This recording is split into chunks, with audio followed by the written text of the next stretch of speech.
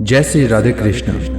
आज मैं आपके लिए बृहस्पतिवार व्रत कथा लेकर आया हूँ। देवगुरु बृहस्पति को बुद्धि और शिक्षा का कारक माना जाता है।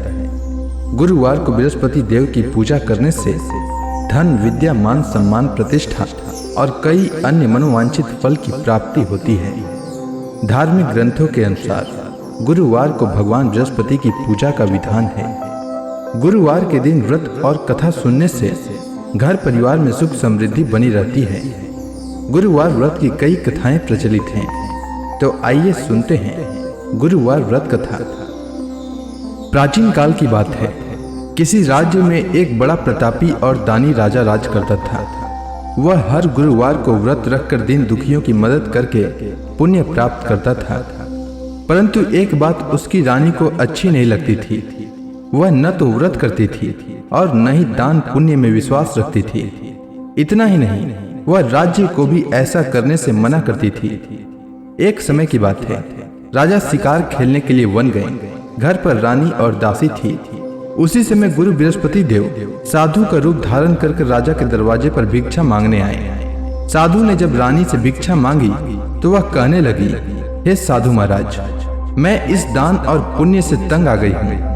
आप कोई ऐसा उपाय बताएं जिससे कि सारा धन नष्ट हो जाए और मैं आराम से रह सकूं। इतना सुनकर बृहस्पति देव ने कहा, हे देवी, तुम बड़ी विचित्र हो। संतान और धन से भी कोई भला दुखी होता है।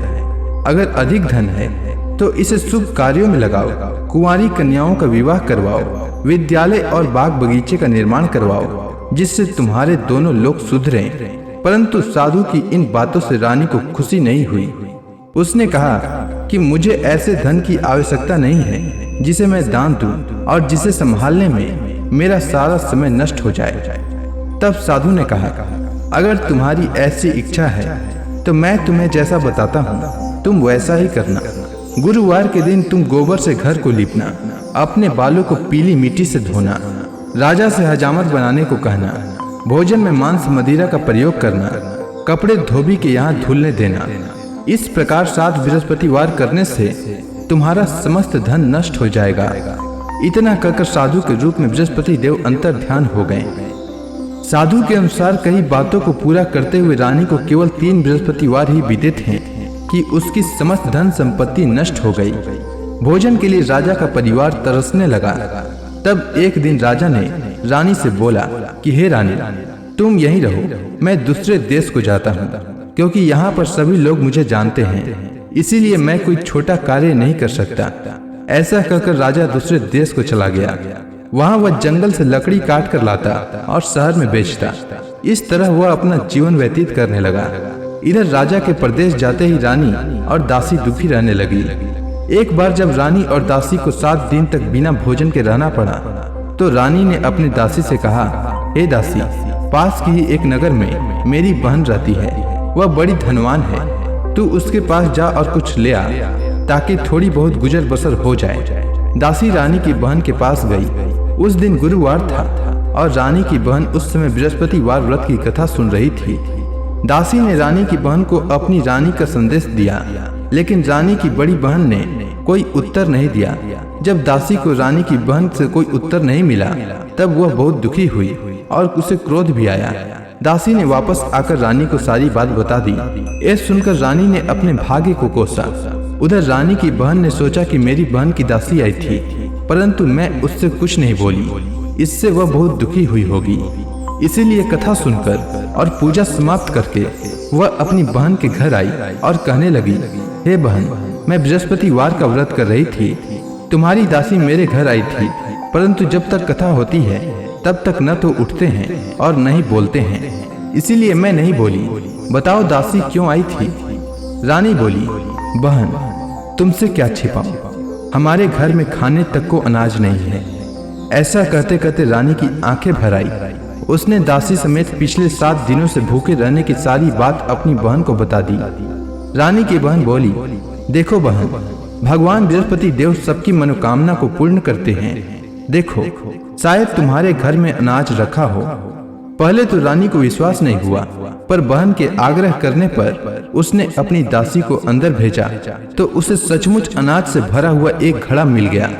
ये देखकर दासी को बड़ी हैरानी हुई। दासी रानी से कहने लगी, हे रानी, जब हमको भोजन नहीं मिलता तो हम व्रत ही तो करते हैं, इसीलिए क्यों न इससे व्रत और कथा की विधि पूछ ली जाए ताकि हम भी व्रत कर सकें। तब रानी ने अपनी बहन से बृहस्पतिवार व्रत के बारे में पूछा। उसकी बहन ने बताया, बृहस्पतिवार के व्रत में चने की दाल और मुनक्का केले के जड़ में अर्पित करें तथा दीपक जलाएं, व्रत कथा सुने और पीला भोजन ही करें। इससे बृहस्पति देव और भगवान विष्णु प्रसन्न होते हैं। व्रत और पूजा की विधि बताकर रानी की बहन अपने घर को लौट गई। 7 दिन के बाद जब गुरुवार आया तो रानी और दासी ने व्रत रखा। वह घुड़साल में जाकर चना और गुड़ लेकर आई, फिर उससे केले की जड़ तथा भगवान विष्णु की पूजा की।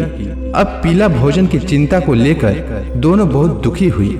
चूंकि उन्होंने व्रत रखा था, इसलिए बृहस्पति देव उनसे प्रसन्न थे। वह एक साधारण व्यक्ति का रूप धारण कर 2 थालों में पीला भोजन दासी को दे गए। भोजन पाकर दासी प्रसन्न हुई और फिर रानी के साथ मिलकर भोजन ग्रहण किया। उसके बाद वह सभी गुरुवार को व्रत और पूजा करने लगी। बृहस्पति देव की कृपा से उनके पास फिर से धन संपत्ति आ गई, परंतु रानी फिर से पहले की तरह ही आलस्य करने लगी। तब दासी बोली, देखो रानी, तुम पहले भी इस प्रकार आलस्य करती थी। तुम्हें धन रखने में कष्ट होता था, इस कारण सभी धन नष्ट हो गया। और अब जब देव बृहस्पति की कृपा से धन मिला है तो तुम्हें फिर से आलस्य होने लगा है। रानी को समझाते हुए दासी कहती है, बड़ी मुसीबतों के बाद हमने ये धन पाया है, इसीलिए हमें दान पुण्य करना चाहिए, भूखों को भोजन कराना चाहिए और धन को शुभ कार्यों में खर्च करना चाहिए। इससे तुम्हारे कुल का यश बढ़ेगा, स्वर्ग की प्राप्ति होगी और पितृ प्रसन्न होंगे। दासी की बात मानकर रानी अपना धन शुभ कार्यों में खर्च करने लगी। इससे पूरे नगर में उसका यश बढ़ने लगा। तो इसी के साथ बृहस्पतिवार व्रत कथा समाप्त होती है। बृहस्पतिवार व्रत कथा के बाद श्रद्धा के साथ आरती की जानी चाहिए। इसके बाद प्रसाद बांटकर उसे ग्रहण करना चाहिए। उम्मीद है आपको बृहस्पतिवार व्रत की कथा अच्छी लगी होगी। तो प्रेम से बोलिए बृहस्पति देव की जय।